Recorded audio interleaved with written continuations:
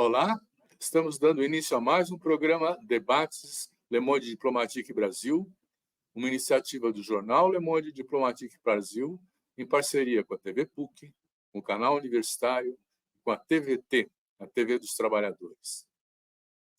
Hoje nós vamos tratar das escolas cívico-militares. Tem um debate na sociedade sobre o sentido, qual é o sentido de ter escolas cívico-militares públicas, né? Se nós temos 138 mil escolas públicas, né, que não são assim. Para tratar dessa questão e para entender um pouco as implicações dessa iniciativa de formar escolas cívico-militares, afinal, o que é isso? Né? Nós convidamos o Rudá Ricci, que eu vou apresentar para vocês agora. O Rudá é sociólogo. O Rudá já esteve aqui com a gente, eu agradeço muito a sua disponibilidade de retornar ao nosso programa e participar desse papo. Ele é doutor em Ciências Sociais pela Universidade Estadual de Campinas, atualmente é presidente do Instituto Cultiva, consultor de vários sindicatos, Sindireceita, Sinesp, Sindute, Atens, e autor de vários livros. Eu vou colocar para vocês apenas alguns.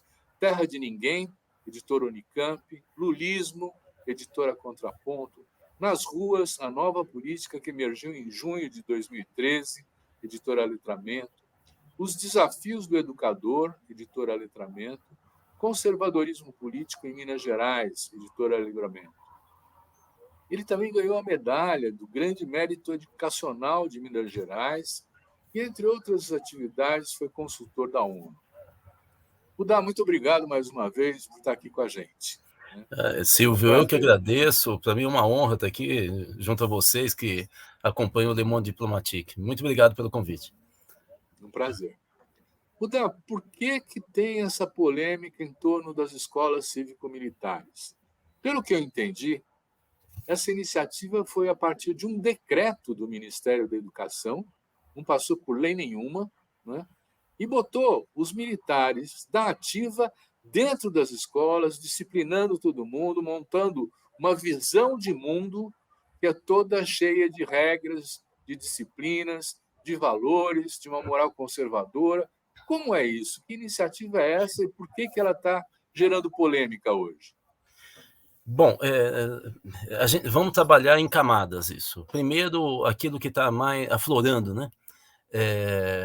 Que é o seguinte, nós tivemos um decreto do governo Bolsonaro que transfere recursos, ou transferia até então, recursos do MEC para financiar iniciativas de escola cívico-militares em vários estados do Brasil e em alguns municípios, mas principalmente estados. Essa transferência não era pequena, para que você tenha uma ideia, são quase 900 gestores militares aposentados que ganham, ou ganhavam até então, R$9 mil por mês, dá quase o dobro da média salarial de pedagogos e professores na rede pública brasileira, né, de ensino. Então, o que está em questão é que o governo simplesmente anulou esse decreto e, com isso, ele não transfere mais recurso para esse tipo de iniciativa.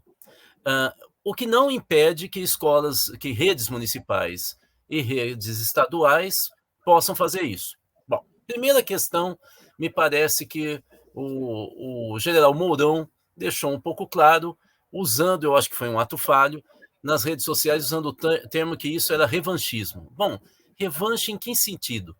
A minha interpretação é que foi um ato falho e ele quis falar que é revanche porque tirou a boquinha de militares aposentados que passaram a dirigir escolas públicas.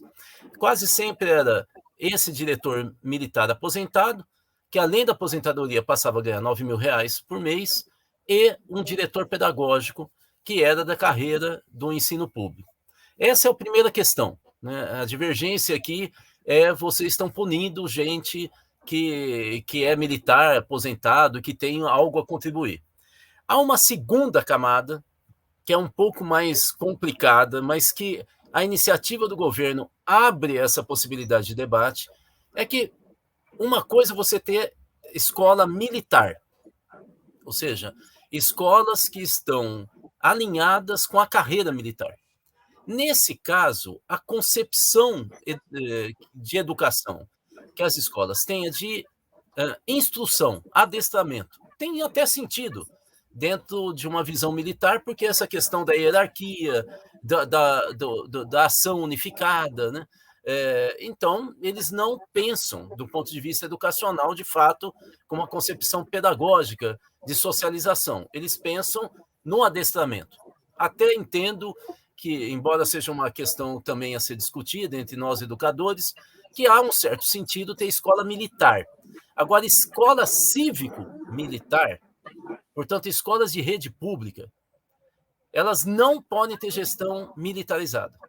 É inconstitucional, ofende a LDB, que é a Lei Maior da Educação, e ofende o Plano Nacional de Educação, que, aliás, nós vamos renovar por mais 10 anos o ano que vem. Ele completa o primeiro ciclo de 10 anos, agora em 2024. Essa é a questão que esquenta um pouco mais o terreno. Nós temos diversos pareceres e deliberações de comissões de educação permanentes de assembleias legislativas que impediram que governadores pudessem implantar essas escolas, um dos casos aqui em Minas Gerais, porque eles ofendem o conceito de gestão pública democrática das escolas e ofende também o conceito de pluralidade e liberdade no interior das escolas, né?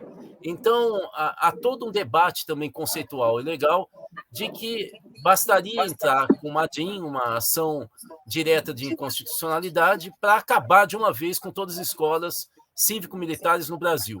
O terceiro e último grande problema dessas camadas que eu estava citando é que grande parte dos governos progressistas estaduais, caso do Piauí, caso da Bahia, caso do Ceará, por exemplo, instalaram, e caso do Maranhão, instalaram essas escolas a partir dos governos progressistas. É o caso do Flávio Dino, o ministro da Justiça, que numa penada deu autorização para criar 40 escolas no Maranhão desse tipo. É o caso da Bahia, com quase 140 escolas estaduais. Então, o tema tem um debate público mais acalorado, mas se a gente vai um pouco mais para o chão, a gente vai ver que esse tema envolveu até as hostes mais progressistas da gestão educacional no Brasil, que também envolve uma série de outros problemas e mostra que a concepção progressista de educação, que um dia teve Paulo Freire, Anísio Teixeira, Darcy Ribeiro, Florestan Fernandes na liderança, hoje ela está com a asa quebrada, perdeu o rumo.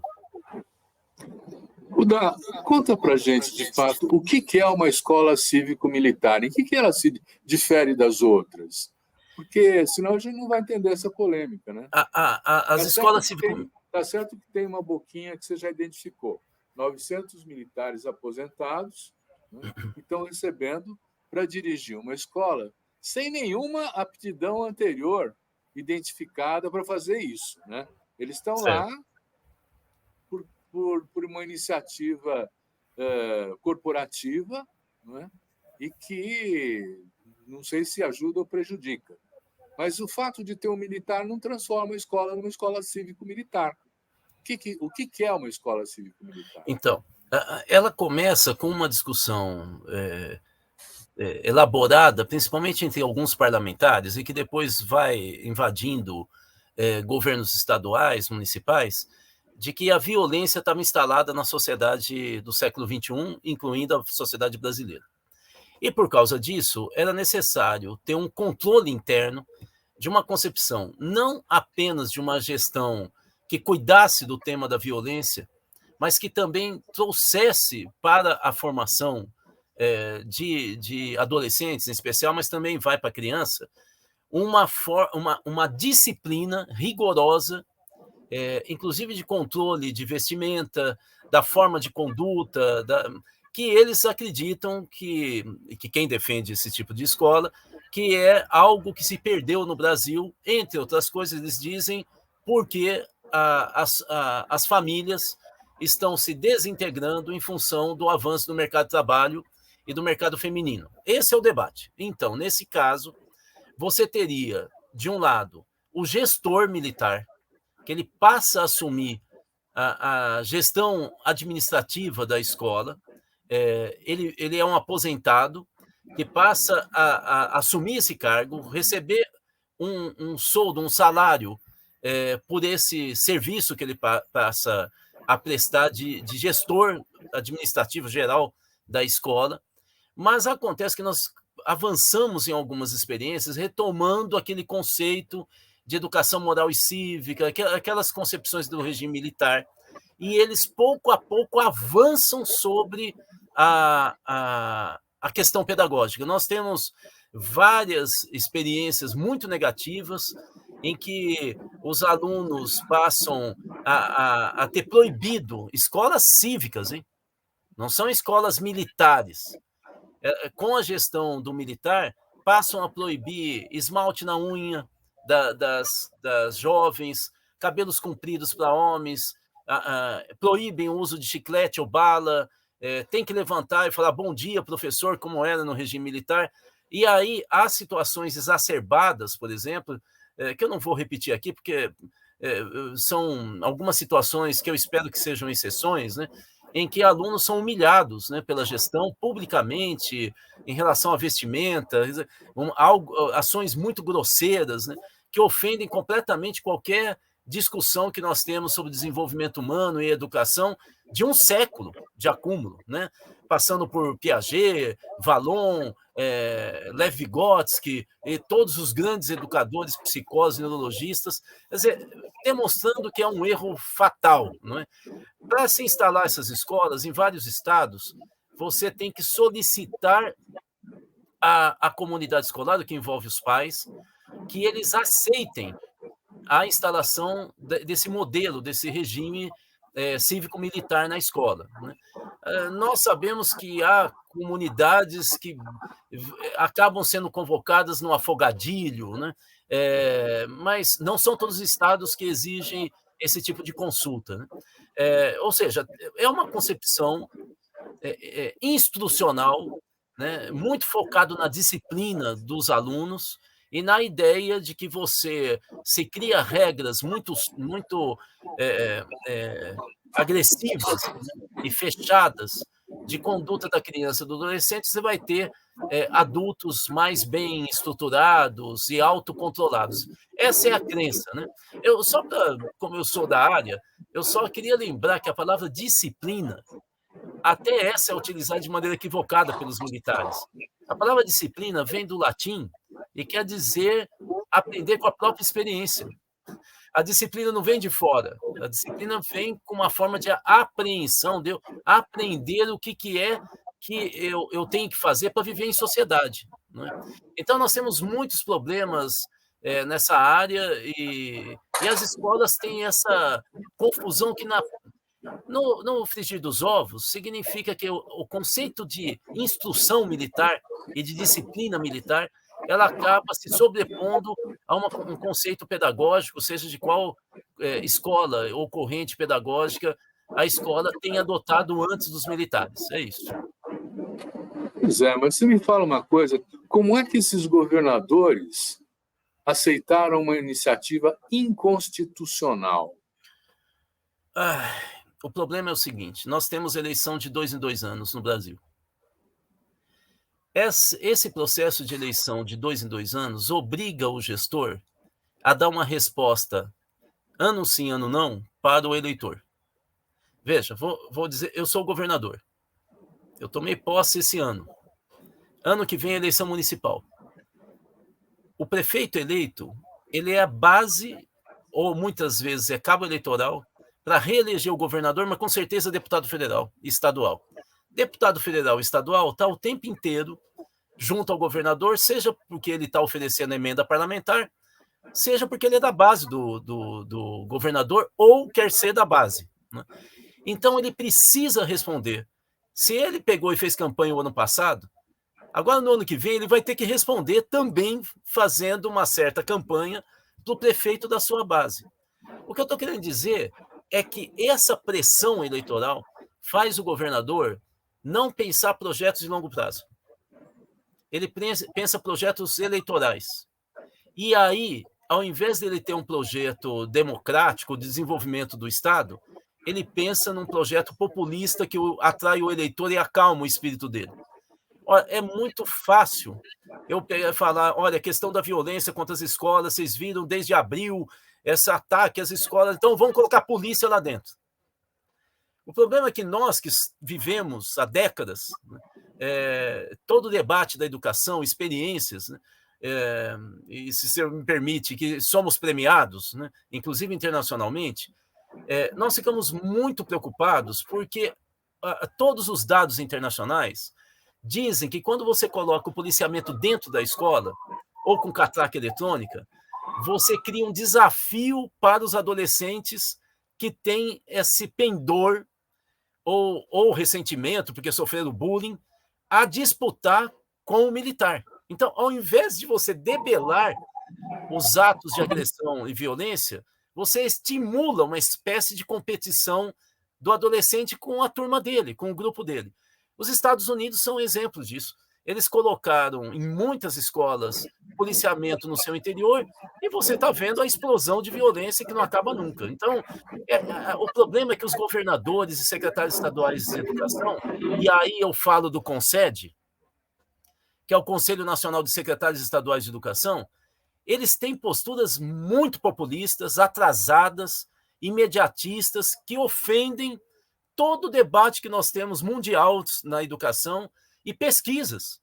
Vou dar um último exemplo.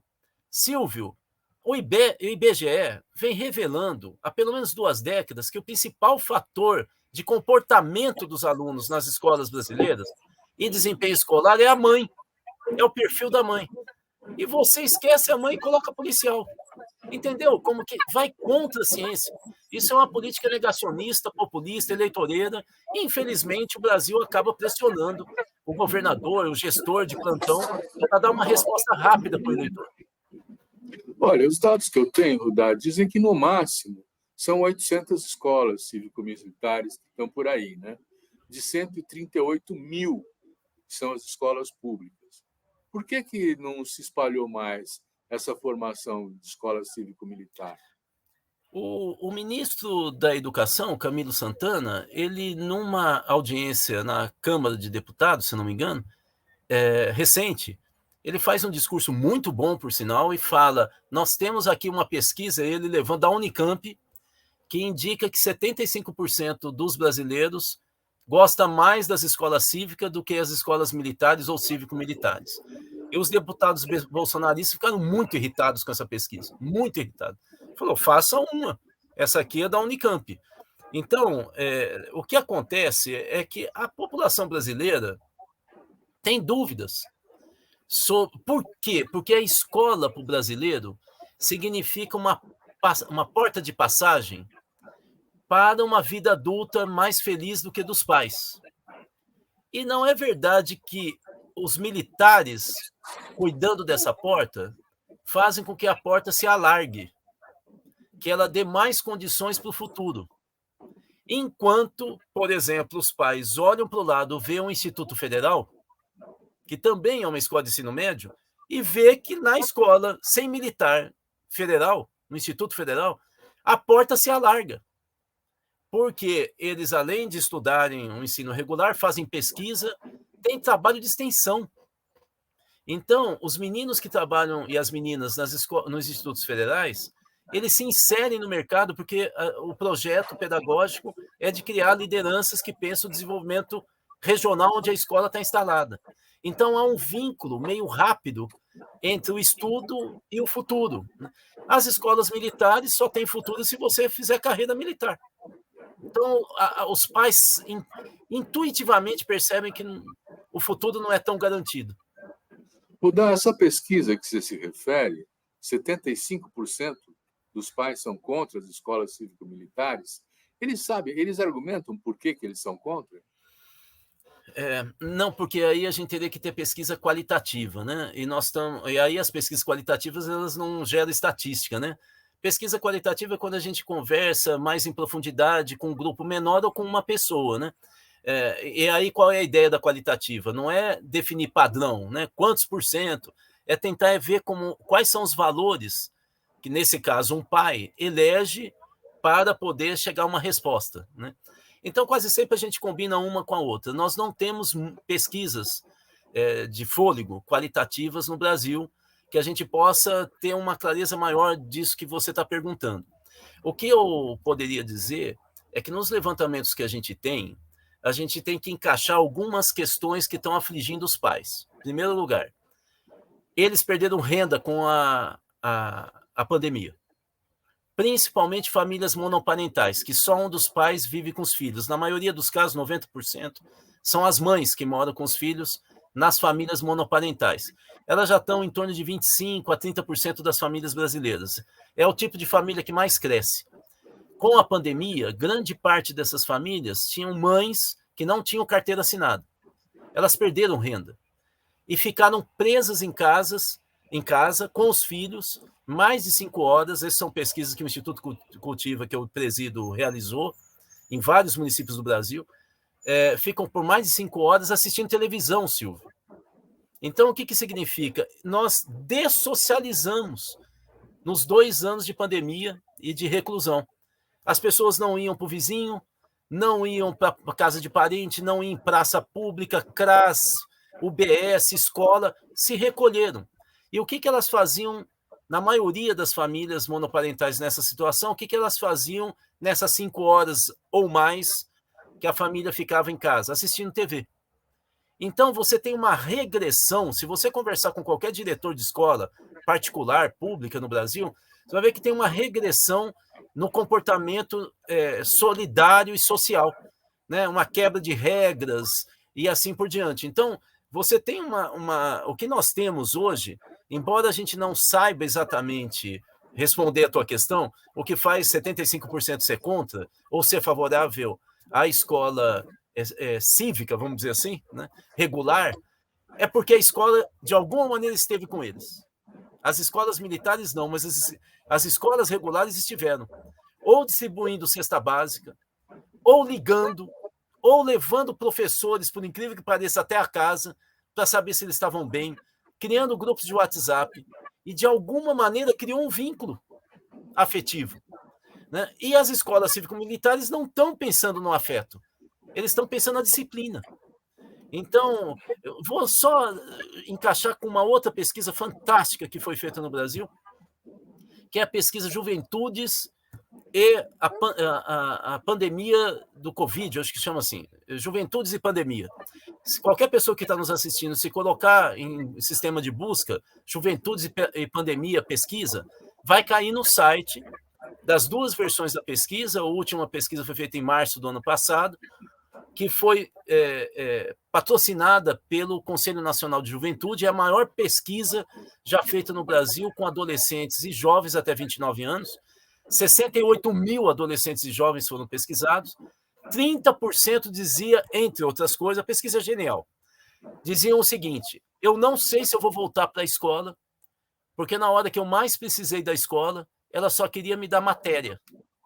Eu estou tentando dizer que a política do cuidado e não da disciplina, ela é fundamental nesse momento, e ela se encaixa nas intenções dos pais e dos alunos. Mas a gente pode dizer que a política do cuidado também é expressa pela escola cívico-militar? Porque, veja, uma das coisas que me chama a atenção é agora esses casos de alunos, de gente que entra nas escolas armadas e acaba atirando e matando gente. Então, houve uma preocupação muito grande da parte das mães. Será que eu mando meu filho para a escola de novo ou não mando? Porque isso está arriscado. E a escola cívico-militar se supõe que tenha mais segurança, né? Porque tem os militares. Como é que a gente trata essa questão? Não, você tem toda a razão. Esse é um dos pontos que gera aquele debate que a gente estava comentando no início, né? O que acontece que o debate fica tão acalorado, né? Uma das questões é exatamente essa, eu citei numa das respostas agora rapidamente, a história que começa a ficar mais evidente um movimento subterrâneo contra as escolas a partir de abril desse ano, né? Pois bem, o primeiro objeto de análise que a gente tem que ter é esse desespero das famílias. Levam ou não levam? Acontece, Silvio, que em grande parte da periferia do Brasil, a polícia também causa terror. Nos morros do Rio, nas periferias de Belo Horizonte, não é uma polícia acolhedora. Então, fica uma situação de grande conflito. Claro que os pais de classe média não são abordados de maneira violenta, inclusive na sua casa, por PM. Mas as famílias de trabalhadores, e nós somos o 7º país mais desigual do mundo, segundo a ONU, esses têm medo da polícia. Então, você vê como que é complexo esse tipo de debate. Eu não sei como resolver. Eu vou resumir. Basicamente o seguinte, para a mãe da classe trabalhadora pobre e para o pai, olha, realmente eu levo ou não levo o filho para a escola, porém, se ela for dirigida por um militar, eu sei como que eles tratam meu filho e me tratam na rua. Agora, a escola que não é militar, ela está dando solução? E aí ele entra num conflito. Não é uma resposta fácil para os pais. Nós temos que explicar para eles qual é o caminho. Ou seja, o caminho é, de fato, nós reconstruirmos uma lógica de reorganização social e de identidade dos adolescentes. O fato é que nós sabemos que esses atos violentos, em primeiro lugar, vêm de ato de incivilidade na escola. Bullying. Grande parte responde, já na juventude, o bullying que ele sofreu na adolescência e pré-adolescência. Nós temos que ter uma política para lidar com o bullying. Nós temos que ter educador social para cuidar do intervalo de aula, que é quando as crianças ficam soltas no pátio.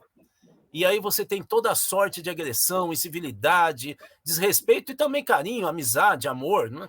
Então, a gente não trabalha isso no Brasil. A gente fala que intervalo é para o professor descansar. Nós temos que ter um outro tipo de educador, que é o educador social, nessa hora. Não é? Porque ele também está aprendendo. E os outros dados nacionais que nós temos sobre violência contra a escola vêm do submundo, do Deep Web, dos meninos jogando videogames violentos, e aparece um adulto dizendo: eu posso te ajudar a passar de fase. Aí começa a trajetória das ações violentas de adolescentes. É isso. Entendi. Mas ainda não entendi o seguinte: por que a escola cívico-militar é ruim? Né? Porque se ela está oferecendo segurança para os alunos que vão para lá, se os pais estão com medo de levar os alunos, o que é criticável nessa decisão de alguns governadores de manter? O Ratinho parece que está mantendo, no Rio de Janeiro parece que vai ser mantido, em São Paulo, né, o governador Tarcísio diz que vai manter. Como é que você vê essas iniciativas de governadores? Eu acho, de novo, que em alguns casos, por exemplo, São Paulo, né, Distrito Federal e Paraná, mais nitidamente, você tem uma postura aqui ideológica. Ou seja, aqui é um embate ideológico para fazer a diferença com o governo Lula, e aí a polarização vai colher frutos nessa leitura, tanto para o Lula como para o bolsonarismo, e com isso eles conseguem diminuir qualquer projeção da terceira via, né? Uma concepção liberal, partidos de centro. Né? Se bem que o Lula hoje faz um governo de centro, mas de qualquer maneira um pouco mais à direita, digamos. Né? Alguns outros governadores, eles estão respondendo a essa angústia que a gente acabou de comentar dos pais. Então, nós temos tanto o governador do Rio Grande do Sul, que demorou para falar que ele ia manter, mas nós temos também o governo do Ceará, que está dizendo que vai manter, né? Que é a terra do ministro da Educação. Né? Mas não é só. Nós temos governos de Pernambuco, vários governos que estão estudando. Grande parte dos estados não tem ainda posição declarada, mas a grande maioria, ela está mais ou menos, vou colocar aqui, entre 9 e 10 estados não tem uma posição clara, mas a maioria tem uma posição declarada ou está em estudo. Está em estudo.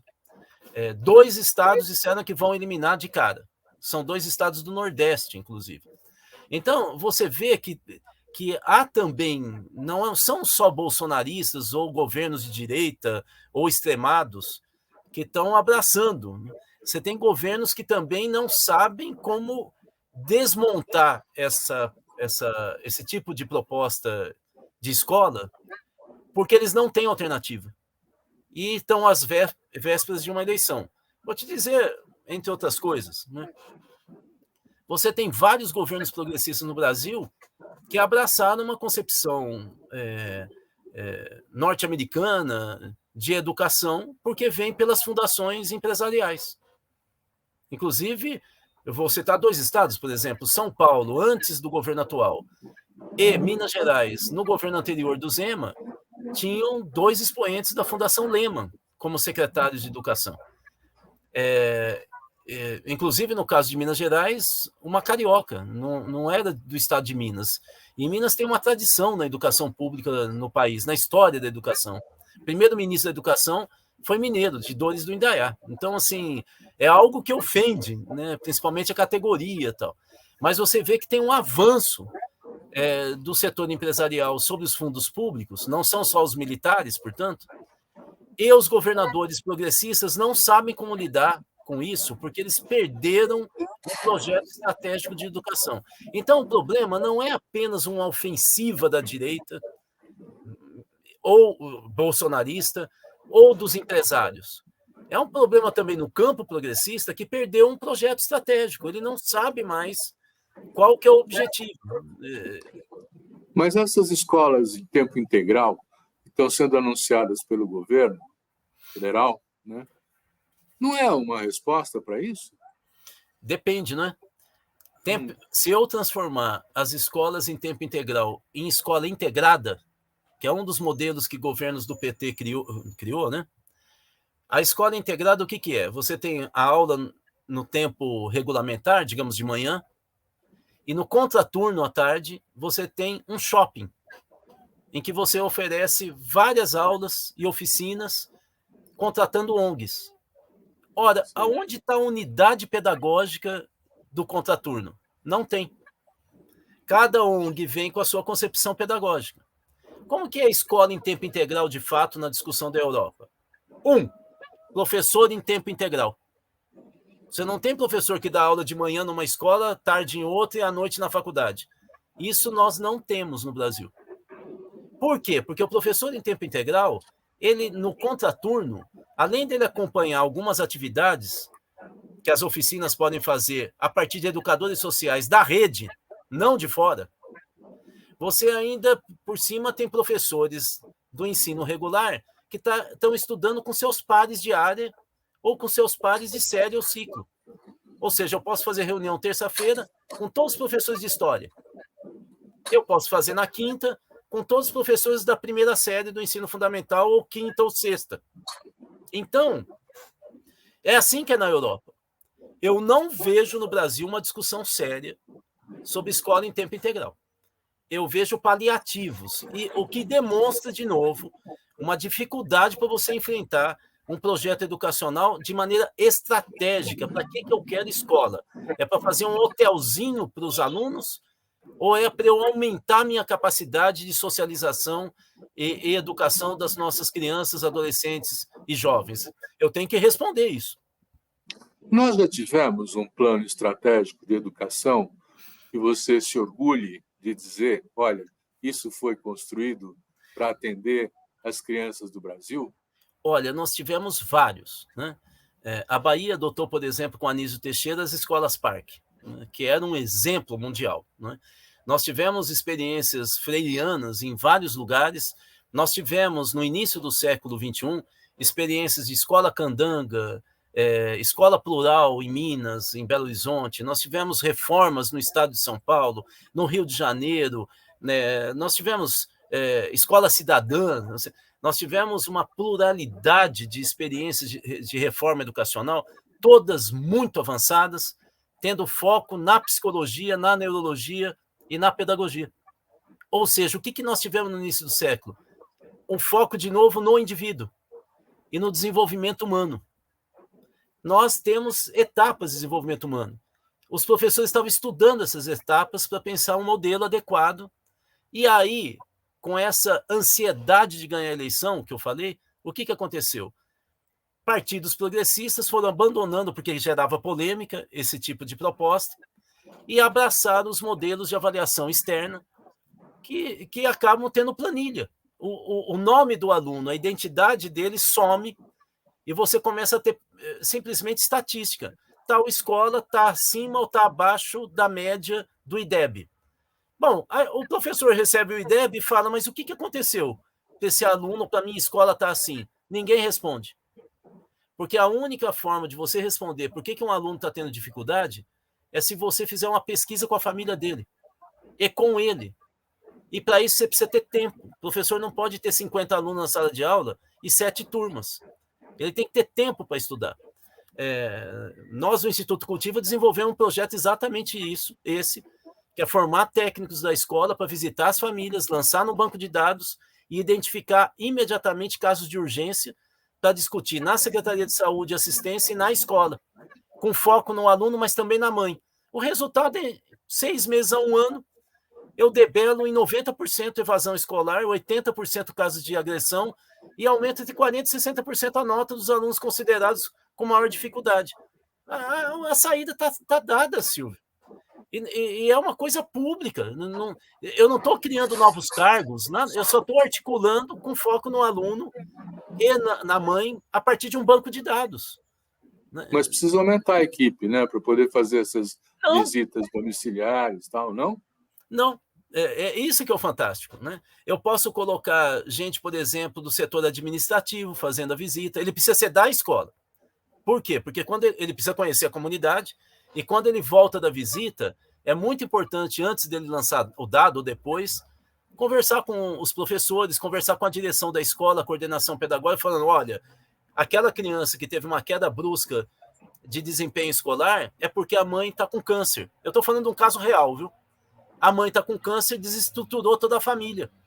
É por isso que quando o professor fala o que está acontecendo, ela fica quieta, porque ela está assustadíssima com a possibilidade da morte da mãe. Ora, se não tem uma pessoa que vai até a casa, como é que isso chega na escola? Como é que isso interfere no plano de aula?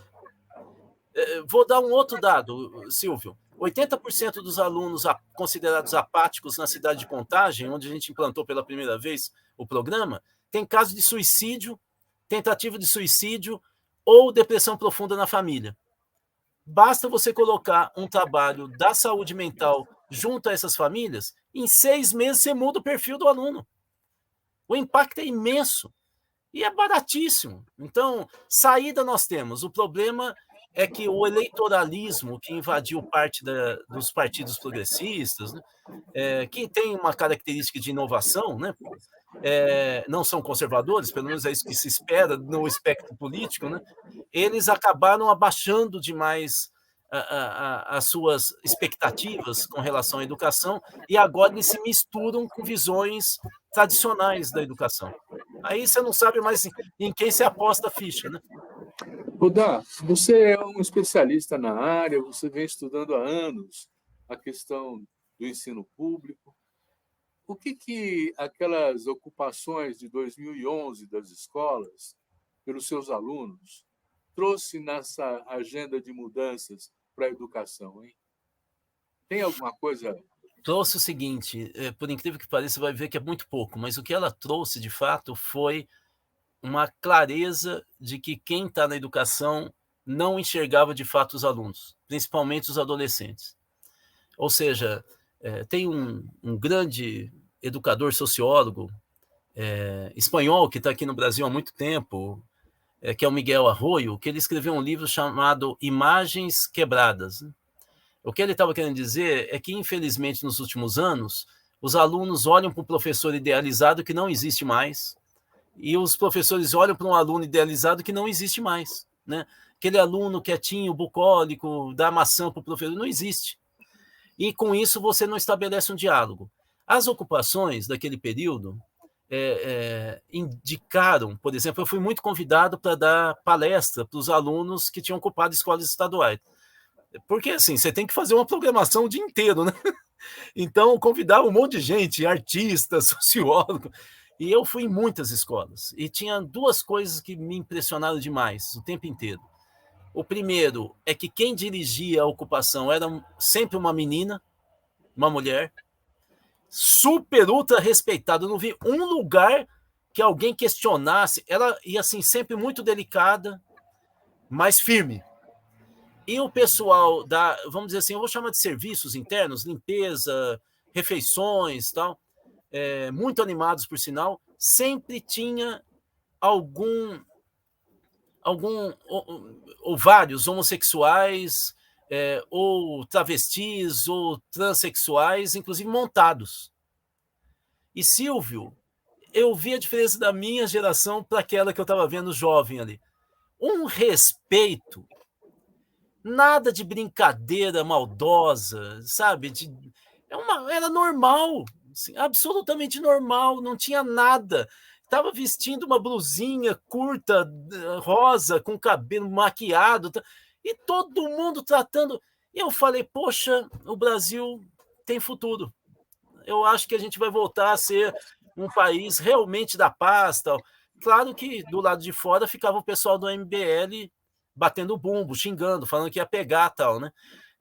O que eu acho é isso. O principal é que ali a gente viu, primeiro, que a gente não estava vendo os alunos adolescentes como eles eram de fato. E, em segundo lugar, as famílias estavam com os filhos. Tinha mãe que dormia na escola. Porque eles tinham que dar uma declaração que eles eram responsáveis pelos alunos que estavam ocupando. Né? Então, essa ligação da família com os filhos era muito bonito. Né? Muito bonito. Assim, um respeito, ou seja, o país tinha mudado e a gente não tinha muita clareza na educação do grau de mudança. Agora, isso não afetou o ensino. Nós continuamos batendo a cabeça na parede.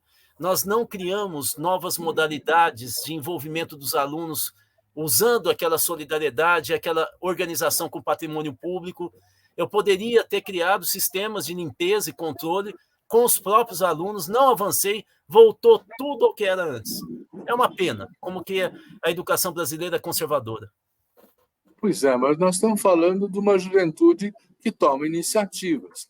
Não é uma juventude apática, como costuma ser caracterizado. E fora da escola tem muitos grupos, né, de cultura, enfim, quer dizer, grupos nos bairros de moradia dos alunos que mostram uma vitalidade, um interesse pela arte, pelas expressões de teatro, de poesia, de música, né? E as escolas nossas não são permeáveis a isso, né? Fica pior ainda com a escola cívico-militar, não é isso? Lá não pode nada. É isso mesmo. Eu acho que tem um princípio. Eu sou freiriano, né? Ou seja, eu fui da equipe do Paulo Freire por um período e eu sigo as grandes teses do Paulo Freire, os métodos, né, que ele abriu. Né? Então, eu diria o seguinte: um dos grandes princípios freirianos é a escuta. A primeira coisa que a gente tem que pensar é por que não ouvir os nossos alunos, em especial do final do ensino fundamental, né, o 2, né, que é aquele que encosta no ensino médio, e o ensino médio. Por que a gente não os ouve? Entende?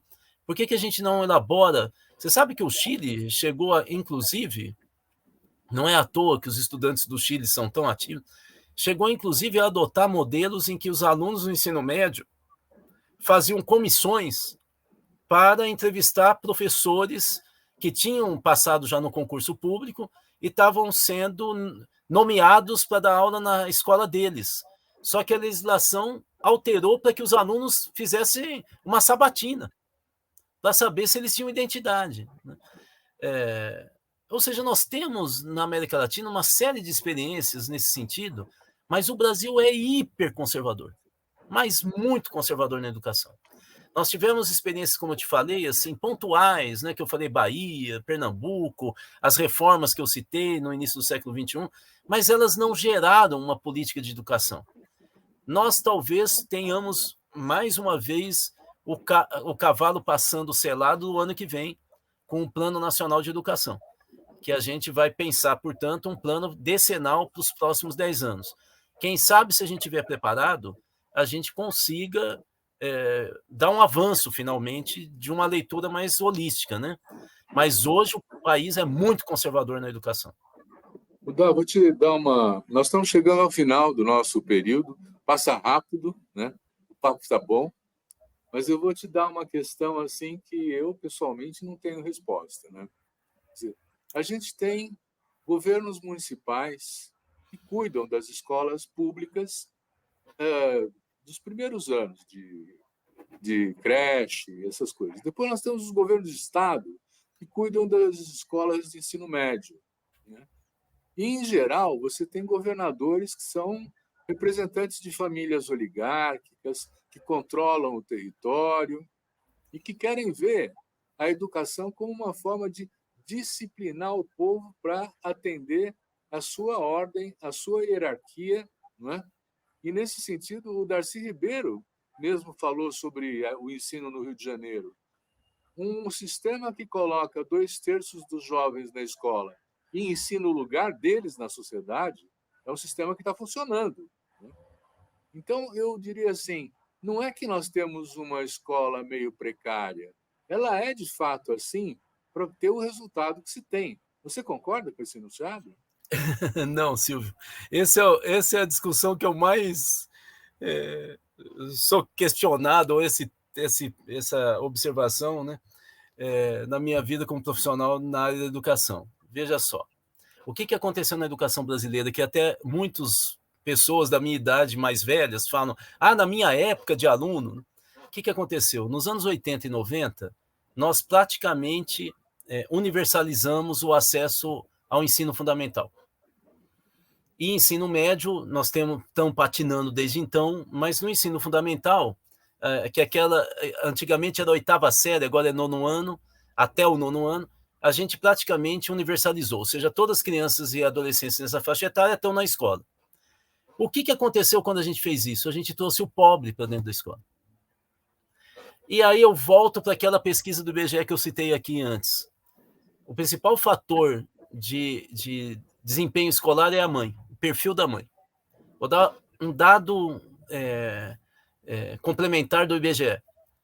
Alunos que têm mães que estudaram 4 anos na escola formal, eles têm 3 vezes a mais a média dos colegas da sala de aula cujas mães nunca estudaram.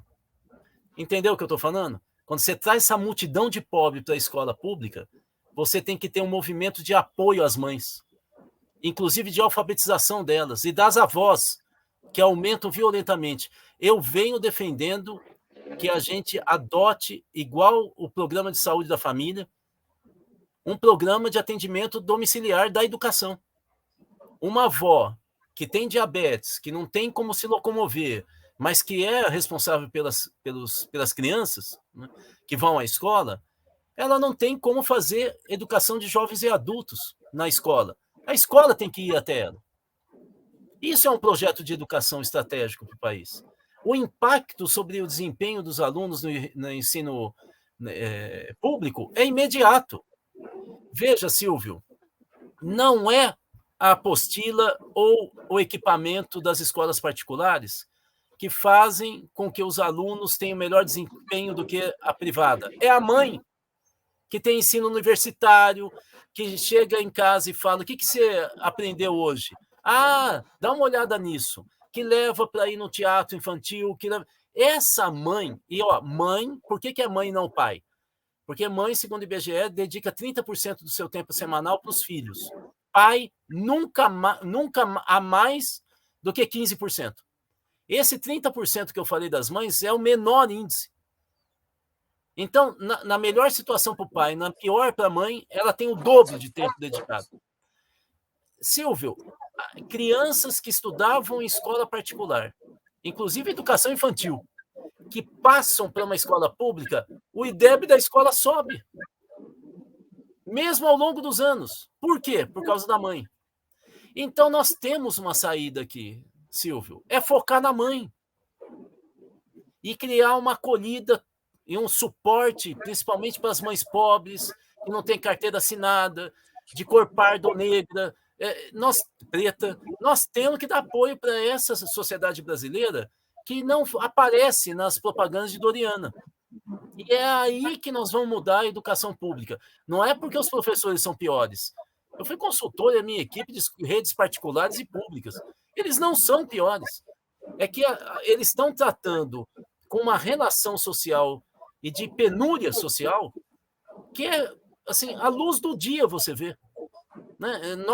Nós tivemos encontros com mães em Teresina, nos bairros periféricos de Teresina, e mães falando toda a via-crucis que cada uma delas teve para conseguir apoio para resolver a depressão profunda delas, que é a doença do século XXI. Acabam que tendo a igreja ajudou a pagar durante 2 meses um psicólogo. Isso que é o Brasil que não aparece. Entende? E é isso que é o Brasil que as escolas públicas tratam. As escolas particulares não tratam disso. É lógico que tem mais dificuldade. Né? Rudá, para terminar mesmo, né? Nós estamos agora no momento em que você falou, está passando um cavalinho selado, tem a lei de diretrizes e bases que vai ser aprovada o ano que vem para mais 10 anos, né? O que você acha que é essencial disputar desde já para ter uma boa legislação nessa área? Vamos pensar rapidamente. Em primeiro lugar, um currículo humanista universal que gere direito. As mães e os pais no Brasil precisam saber, meu filho vai ter uma escola assim.